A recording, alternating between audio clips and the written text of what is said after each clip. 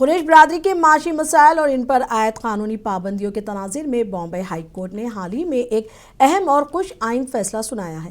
عدالت نے واضح طور پر حکم دیا ہے کہ حکومت مہاراشٹرا کی جانب سے قائم کردہ جسٹس ابھے کمیٹی 4 ماہ کے اندر اپنی رپورٹ پیش کرے۔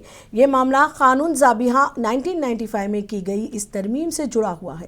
ایڈوکیٹ ایم زیڈ صدیقی، صدر مسلم متحدہ محاذ ناندیڑ نے اس فیصلے کا خیر مقدم کرتے ہوئے اسے قریش برادری کے لیے بڑی قانونی کامیابی قرار دیا۔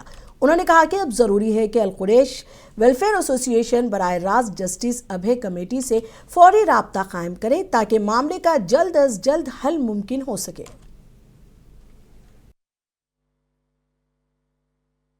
دیکھیے، مہاراشٹر گورنمنٹ نے 1995 میں امینڈمنٹ جو ایکٹ لائی، Maharashtra animal preservation act amendment act, اس کے اندر انہوں نے ایک نان سوٹیبل فار ایسے ایک لفظ استعمال کی۔ اس بنا پر القریش ہیومن ویلفیئر سوسائٹی نے ایسوسی ایشن نے گورنمنٹ کے پاس اسی 2022 کو ایک درخواست پیش کی کہ نان سوٹیبل اینیملز ہمارے کو ذبح کرنے کی اجازت دو۔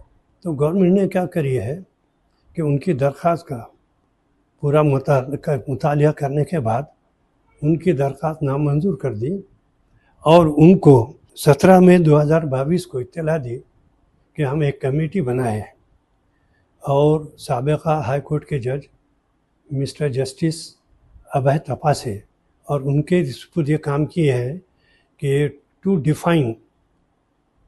ڈیفائن ناٹ سوٹیبل فار، یعنی ناقابل جو جانور ہیں اس کی کیا تعریف ہے۔ اس کے لیے ہم نے کیے ہیں، جب تک کہ ان کی رپورٹ نہیں آتی اس وقت ہم کچھ کرتے نہیں۔